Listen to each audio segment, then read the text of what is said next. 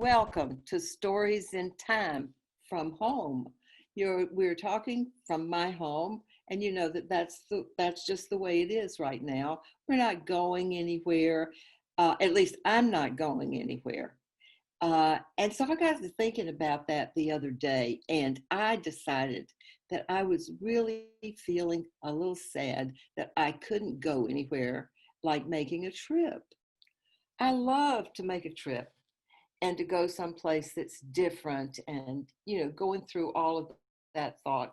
And then I finally realized that what I have to do here with the virus up and not knowing and not being, able to just come and go wherever you want to, that I could go where I've been. So I started bringing out pictures and pieces of paper I could write notes on, and I've got a story for you. Maybe someday you'll get to go to Africa, because I did in 1985. And listen to this. I remember it. I remember it. So I'll tell you about that. In 1985, the United Nations Conference on Women was held in Nairobi, Kenya. And it was a worldwide meeting of women and about women and the issues in 1985. And as you can imagine, there were plenty, and these people were from all over the world. Well, a friend of ours, two or three friends, artists in the United States, we sort of went together to do a project. I love projects. And so we were doing a project, and that project was to take some work by women artists from the United States with us home, and that they would have it for the people there to see and to see who we were and what we were. And we worked really hard. It took a long time here, and then when we got there, it took a long time to set everything up. Cynthia, my friend, had an enormous amount of stuff that she was bringing from New York that was in a push cart. And I had two suitcases that were heavy notebooks that I had assembled by 300 and some odd pieces of artwork that women had sent me from all over the country. That was one of our exhibitions. It was fun.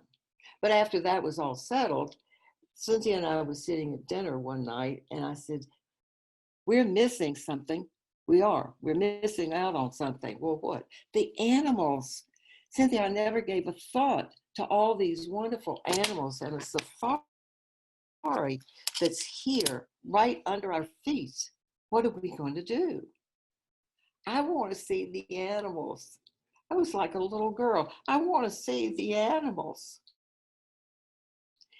And so we went down and talked to a firm that had some small ones, short-term small ones, and reasonably priced ones for us to go to.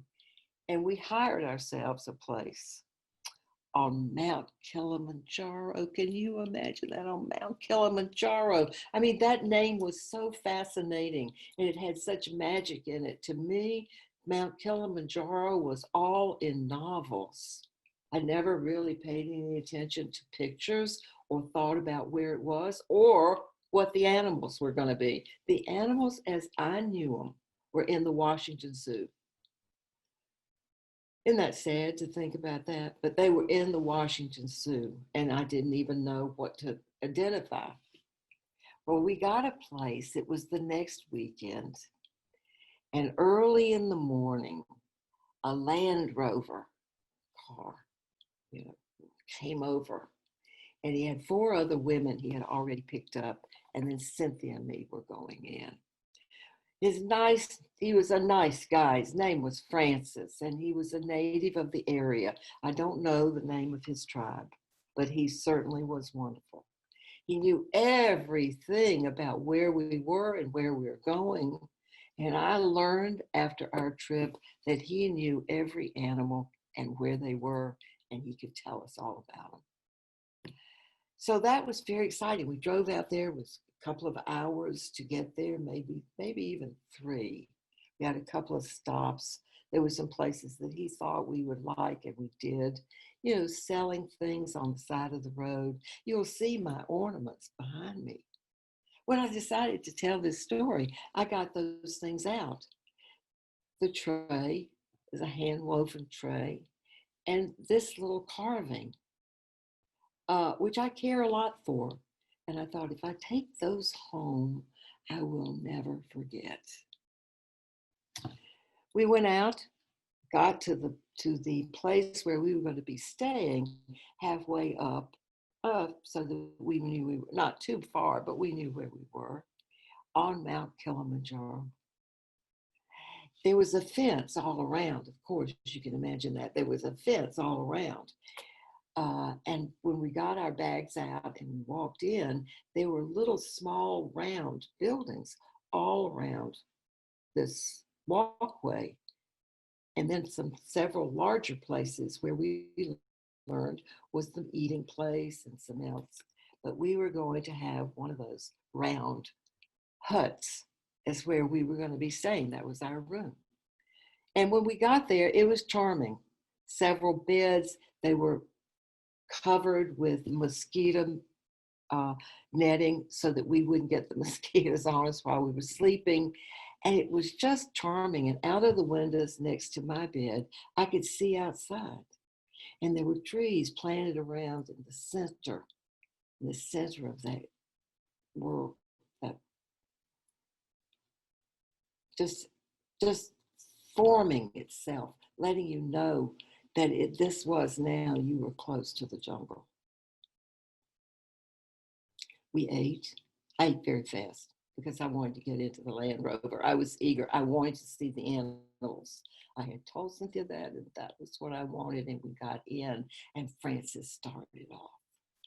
We had to go a path down out of this and up so that we were going to a camping area or places where the animals roamed. And he knew where they were likely to be. The first time he moved off the road, he pulled off. And the first thing we saw was a circle of more of us. Land Rovers of all colors were circling this place. And they all had the open hatch for the top so that you could stand up. You could not get out. You could stand up and take your pictures out of the top of the car. I loved that. We were standing there. The breeze would blow. You could get it settled and take your pictures. There were elephants all across from us, a good distance, but they were elephants of all sizes. And they were connected. They had connected with each other with a trunk holding on to a tail. And so they formed this rope of elephants that were traveling to some other place. You had no way of knowing where they were going. Then we were back, and Francis sat down and he turned the Land Rover around, and we were on our way.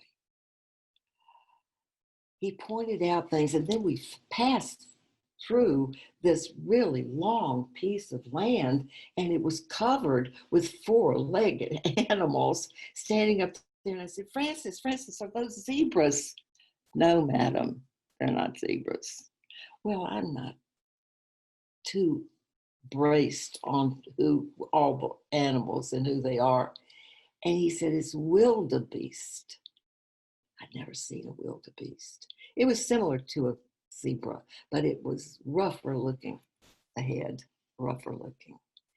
And so we looked a little, but he was not interested in wild wildebeest. He'd probably seen them all of his life and he wasn't interested. So we hurried on. Right ahead of us, as we were coming down the road, a giraffe came out from I don't know where and just lurched gracefully, quickly across the road, and then was gone. Cynthia, did you see that? It was so beautiful. And that giraffe was running free. It wasn't in a cage, it was running free. It was sunny that afternoon, and it was getting hot. And we continued to ride. We stopped someplace stopped someplace and he saw it was with water, and he pointed out a hippopotamus. But further on, we reached a bigger water. It was like a lake ahead of us, and it was covered with pink birds, flamingos. I'd never known that there would be that many flamingos in one place. And they just went with each other. If a breeze touched them, then 400 flamingos went in the same way. They seemed to feel what they had to do with each other. And there were so many of them. They were all sizes, but they were pretty much the same color. It was absolutely fabulous and unbelievable for me, because I had never expected to see that and to see them moving through the water. The sun started going down.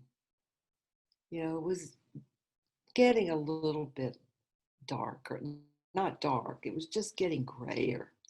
And that's when 3 or 4 giraffes walked across in front of us, slowly taking their time, thinking about where they were going, I guess. I don't know. And we were on our way back to the camp so that we could have supper, and there was something else planned. It had been a wonderful afternoon. Wonderful afternoon. I tell you, I could sit here and see it in my eyes. It was so really memorable. And I was there in 1985, not yesterday. We had supper. The room was full of people who were there, sitting at tables, of course, in groups, and the languages were flurrying all over. I only speak one tongue, and so I couldn't say that I recognized it, but it was so fascinating, really interesting to hear all these people. And after we ate, we were ushered out to a large, I've lost the word. It was like a huge porch with a roof made of stone, and it was open all around the sides. And in the center of that room, this large room, pavilion, this large room, there was a pit. It was a fire pit, and the fire was leaping up because it was beginning to cool. And so the fire was great. You could go over close or come back. And at one point, it had gotten dark. And there are not a lot of lights around. No, there are not a lot of lights around. And I stood there and I looked up at the sky. It was pitch black dark, except for the diamonds, except for the stars that were twinkling in that darkness. It was beautiful. And there was at one point where there were so many stars in one place, it looked like somebody had smeared something up there. And I kept looking and looking, because it was just like a Milky Way. A Milky Way. Sometimes I walk out here in the night and I look, and I hope that I'll see a little bit more of the Milky Way. But I don't have to worry about that. All I have to do is close my eyes and I can see it again. Try traveling where you've been, someplace that you've really loved. And the next time we may meet here, and we will, I'll have another story for you that was a surprising trip. Have a great time.